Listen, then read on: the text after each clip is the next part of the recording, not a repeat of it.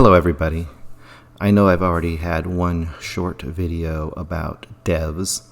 This is going to be more spoiler based, and I'm going to discuss the ramifications of episode 7 as well as what I think might be happening.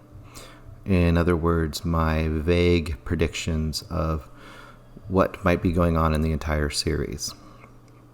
Now, if you're listening to this, I'm going to assume you've watched the first 7 episodes, so I'm not going to recap the spoilers for episode 7 in detail. If you haven't done that, then you should go ahead and get on FX/Hulu, and you should watch the first 7 episodes, then come back here, and I would love to hear comments from anybody about what they think is going on before the finale next week. So, here are my basic thoughts. What we know for sure is after Lily's death, we are not able to see anything more from DEVS. Basically, DEVS stops working and they only get static. To me, there is only one way to interpret this. Now, I could be proven wrong. That's why I'm trying to predict right now. It's fun.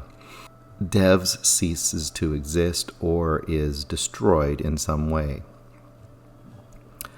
And I've been thinking about this, and I think that this is a little bit foreshadowed in the reading of the poem, and in a lot of other things as well.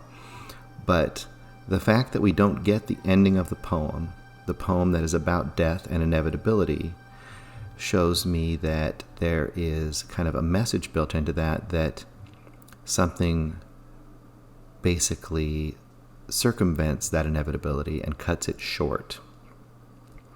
So I think that, to me, the only possibility is that somehow Lily destroys the timeline, or at least disrupts the timeline, by making an actual choice of free will.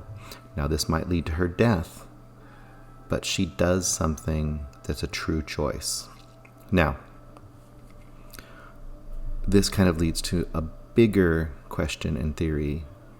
I think that the mistake by DEVS was allowing people to have a knowledge of their own determinism. So in other words, this is what I'm thinking. I'm thinking that they are correct, that this multiple timeline / deterministic view of the world, where each of these timelines is slightly different, but each timeline is kind of set, which allows them to see it with DEVS.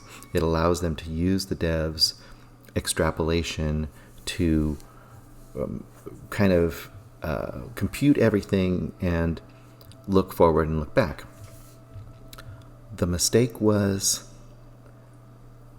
knowledge. So I think that's where this kind of gets to be interestingly biblical, and I think that ties into all the Messiah stuff with forest and the obvious symbolism of the halos and the trees and all that stuff. I think what they're trying to get at, and it also can't be ignored that there are the 2001 references with the kind of obelisks that they've got, reflective ones in the entryway to DEVS. What I'm trying to say is I think that the knowledge is the key. So it's like when man got knowledge in the Garden of Eden. I know it seems kind of corny, but I think it's a version of that in a really strange way. Lily has knowledge of her own lack of ability to choose. And that knowledge ahead of time of knowing her future allows her to actually choose. And I think that choice breaks the entire system of time. And I think what it's going to happen is there is going to be now an entirely new universe that has no more determinism, where free choice is actually possible. And I don't know what that's going to mean exactly. I have a feeling it's going to mean that, almost like the Wizard of Oz, there could actually be a happy ending to this, where reality has been permanently altered and Amaya is alive, and a lot of these things that have happened don't actually happen, because throughout life people can keep making free choices and kind of permanently re-altering their own past and future, kind of on an ongoing basis. So reality will just constantly be changing, kind of the exact opposite of multiple timelines that are always the same. I know it's a little mind-bending and it could be totally off base. I think it's a really interesting thought that the knowledge of her inability to choose her future and to know her future through DEVS actually allows her to change that future and destroy the existence of DEVS ever occurring. We will see. I would love to hear everyone else's thoughts.